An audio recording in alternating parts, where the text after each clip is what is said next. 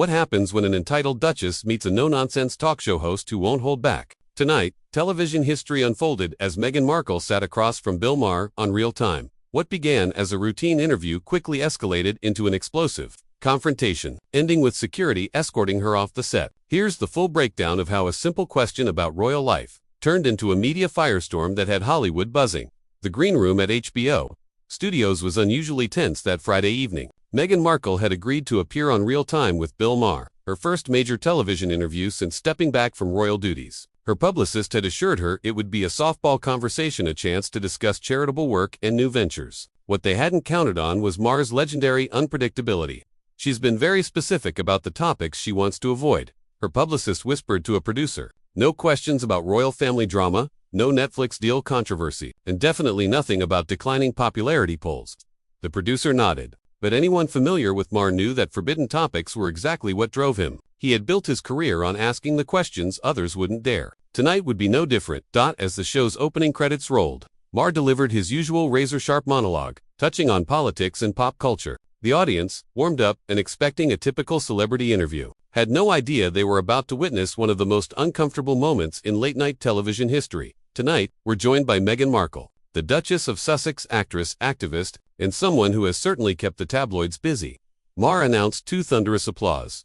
She walked onto the set with the poise of someone used to the spotlight, her smile perfectly rehearsed, her designer dress catching the studio lights just right. For the first few minutes, everything seemed to be going according to plan. "Thank you so much for having me, Bill," Meghan said, settling into her chair with practiced grace. "I'm excited to be here and talk about some of the amazing projects we have coming up." "Well, before we get to the projects, I have to ask," Maher began, his trademark smirk forming. "How does it feel to be the most controversial member of the British royal family since, well, maybe ever?" Meghan's smile faltered slightly, but she recovered quickly. "I think that's a bit of an exaggeration, Bill. I'm just someone who married for love and has been trying to make a positive impact in the world, right? But you've got to admit the situation's been dramatic," Maher pressed. "The tell-all interviews, the Netflix series, the book deals, it's like the royal family's own reality show, just with more tiaras and less self-awareness." The audience chuckled, but Meghan's expression had noticeably cooled. "There's been a lot of misinformation spread about Harry and me. We've simply been trying to tell our truth and protect our family." "Your truth," Maher repeated, emphasizing the words with obvious skepticism. "Since when did we start having multiple versions of the truth?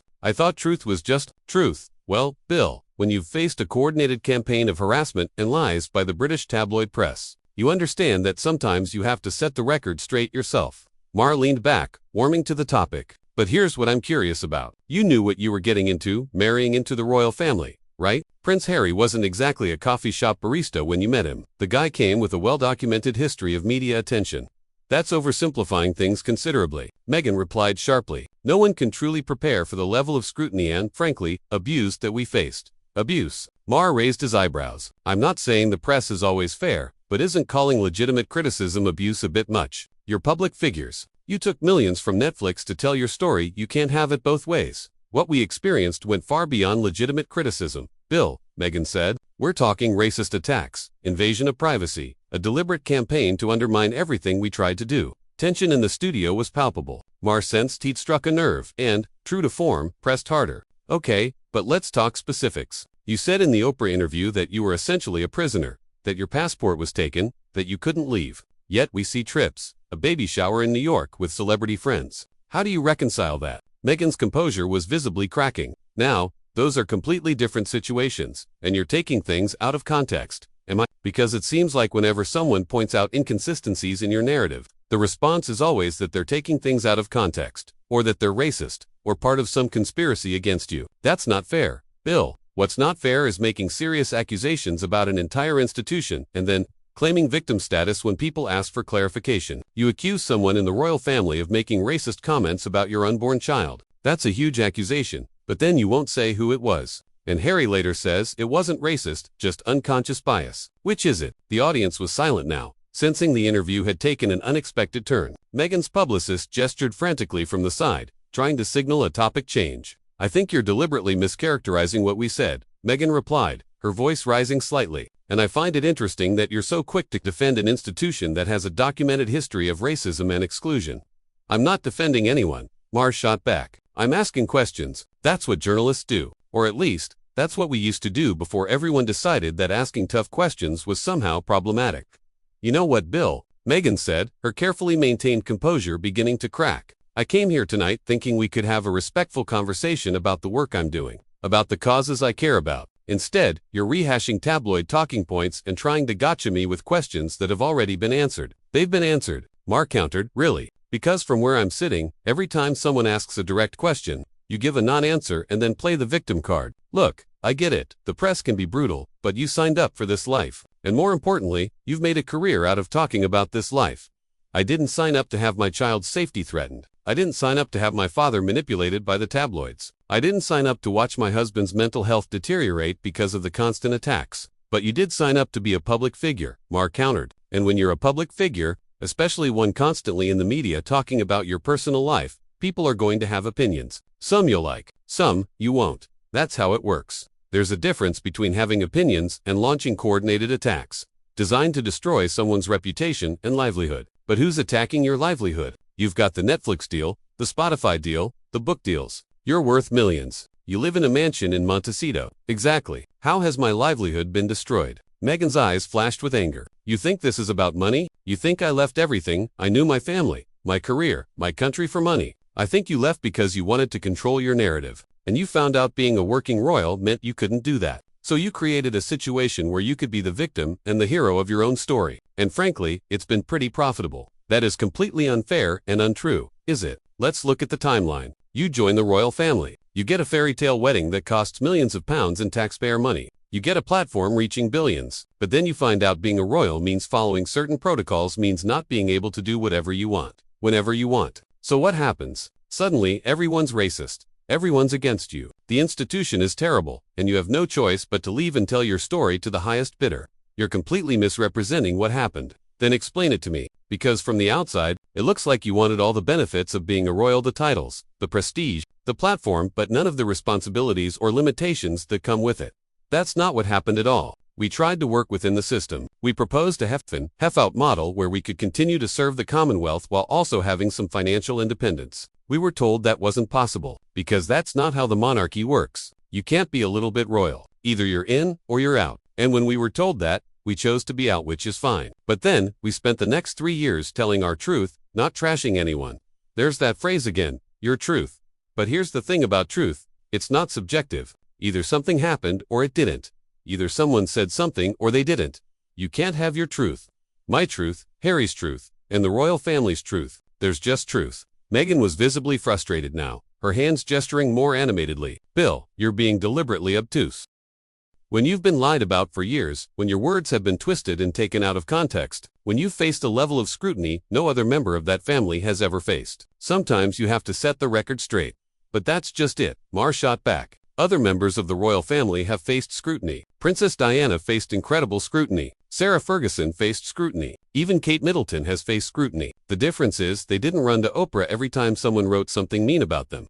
Don't you dare compare our situation to Diana's, Meghan snapped. Diana was trapped in that system with no way out. She was isolated and alone. Harry and I had each other, and we made the difficult decision to put our family first. Diana was trapped. Diana gave one of the most famous interviews in television history. Diana wrote a book. Diana had relationships with journalists. She knew exactly how to work the media when she wanted to. The difference is she understood that being a royal meant accepting criticism, and she dealt with it with grace and dignity. Grace and dignity. Meghan's voice rose. You mean she suffered in silence while her husband cheated on her publicly? She developed eating disorders and self-harmed because of the pressure. That's your definition of grace and dignity. No, my definition of grace and dignity is not airing your family's dirty laundry on international television for money. My definition is understanding that when you marry into an institution that's existed for over 1,000 years, you don't get to change the rules just because you don't like them.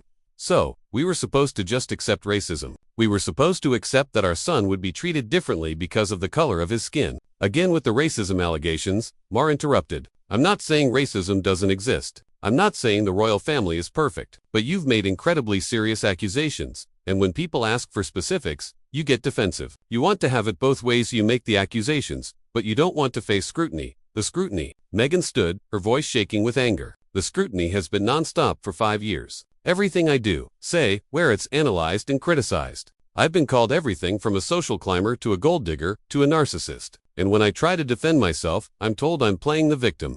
But you are playing the victim. That's exactly what you're doing right now. Maher said, I'm not playing anything. I'm trying to have an honest conversation about the challenges we faced, and you're attacking me for it. I'm not attacking you. I'm asking questions. The fact that you see questions as attacks is part of the problem. The problem, Meghan's voice rose further. The problem is, people like you think you can say whatever you want about me and my family without consequences. The problem is, you think because I'm married into the royal family, I gave up my right to basic human decency. Nobody's denying your right to be treated with decency. But you don't have a right to be immune from criticism, and you certainly don't have the right to make serious accusations without being challenged. The audience watched, a mix of fascination and discomfort, realizing this was far from the friendly celebrity interview they expected. You know what, Bill? Meghan said, her voice trembling. I think I'm done here. This isn't an interview, it's an ambush. You invited me under false pretenses, and now you're trying to humiliate me on national television. I'm trying to have a conversation, Maher replied calmly. But every time I ask a direct question, you deflect and play the victim. You came on a talk show, Meghan. This is what talk shows do. We talk about things. You call this talking. You've spent the last 20 minutes attacking everything I've said, twisting my words, making me out to be some kind of villain. This is exactly the behavior that drove us away from the UK. No. What drove you away was that you couldn't handle being in an institution where you weren't the center of attention. You couldn't handle that there were rules and protocols that applied to everyone, including you. Meghan was pacing now, completely agitated. You don't know what we went through. You don't know what it's like to have your every move scrutinized. Lies written about you every day. Your family threatened. Actually, I do know what it's like. I've been in this business for 30 years. I've been attacked, criticized, threatened, sued. The difference is, I don't run away crying every time someone says something I don't like. Running away crying, is that what you think we did? We made an incredibly difficult decision to protect our family. We gave up everything we knew to build a better life for our children. You gave up everything. You kept your titles. You kept your security detail. You kept your celebrity status. You moved to one of the most expensive areas in California and signed deals worth hundreds of millions. Exactly what did you give up? We gave up our service to the Commonwealth. We gave up our roles in the charities we cared about. We gave up our relationship with Harry's family. We gave up our home. No, you chose to give those things up because you wanted to monetize your story. There's a difference between being forced to give something up and choosing to give it up for a better opportunity. That's not what happened, and you know it. We were pushed out. We were made to feel unwelcome. We were told there was no place for us in the modern monarchy. Or maybe you were told the monarchy isn't about you. Maybe you were told being a royal means serving something bigger than yourself, and you decided that wasn't for you. How dare you question our commitment to service? Look at what we've done since leaving. Look at the organizations we've supported, the causes we've championed. We've done more meaningful work in 3 years than most people do in a lifetime. Meaningful work. You mean the podcast where you talked about yourself for 12 episodes? You mean the Netflix series where you compared your wedding to Nelson Mandela's release from prison? You mean the book where Harry aired every family grievance? We shared our experiences to help others going through similar struggles. We used our platform to raise awareness about mental health, about racism, about the importance of authentic storytelling. You used your platform to settle scores and make money. And there's nothing wrong with making money, but don't pretend this is about helping people. This is about revenge. Revenge against whom? Against the institution that refused to protect us. Against the media that systematically destroyed our reputation. Against the people who stood by while we were attacked. Against the family that didn't give us everything we wanted. Against the institution that expected us to follow the same rules as everyone else. Against the country that didn't fall in love with us the way we expected. This is unbelievable. You're suggesting we left because we wanted attention. We left to protect our son from growing up in an environment where he'd constantly be compared to his cousins. Where he'd be treated as less because of his heritage. And how's that working out? Because from where I'm sitting, you've put your children in the spotlight more than any royal children ever have. You've got them on Christmas cards, in documentaries, in public statements. How is that protecting them? We share what we choose to share. When we choose to share it, we control our narrative now, not the tabloids, right? Because that's worked out so well. Your approval ratings are in the toilet. Half of America thinks you're opportunistic, the other half thinks you're delusional. But hey, at least you're controlling your narrative. My approval ratings. Is that what this is about? I care about looking my children in the eye and telling them I stood up for what was right. What was right? What was right about accusing people of racism without evidence? What was right about airing private family conversations? What was right about making money off your family's pain? What was right was refusing to be silenced. What was right was speaking up when we saw injustice. What was right was putting our family first, instead of protecting an institution that didn't protect us. You know what? I think we've heard enough about your truth for one night. Because here's the actual truth, what everyone can see, but you refuse to acknowledge. You wanted to be the star of the royal family, and when you found out that wasn't how it worked, you decided to burn the whole thing down. That's enough. Meghan's voice shook with fury. I don't have to sit here and listen to this. I don't have to be subjected to this kind of treatment. You're right, you don't. But the fact that you're walking away, instead of defending your positions, kind of proves my point, doesn't it? I'm not walking away. I'm refusing to participate in a character assassination disguised as an interview. Character assassination. I'm asking you to defend the things you've said and done. If you can't, maybe the problem isn't with the questions. The problem is you've already made up your mind about me. You've decided I'm the villain, and nothing I say will change that. I haven't decided anything. I'm asking you to explain your actions, and instead of explaining them, you attack me for asking. I'm not attacking you. I'm pointing out this interview is a sham. You brought me here to embarrass me, and I'm not going to give you that satisfaction. I brought you here to have a conversation, but conversations require two people willing to engage. Honestly, you're only willing to engage if everyone agrees with you. That's not true, and you know it. Then sit down and answer the questions. I'm done answering your questions, and I'm done with this interview. Meghan began walking toward the edge of the stage, her heels clicking loudly on the floor. The audience watched in stunned silence as she moved toward the wings.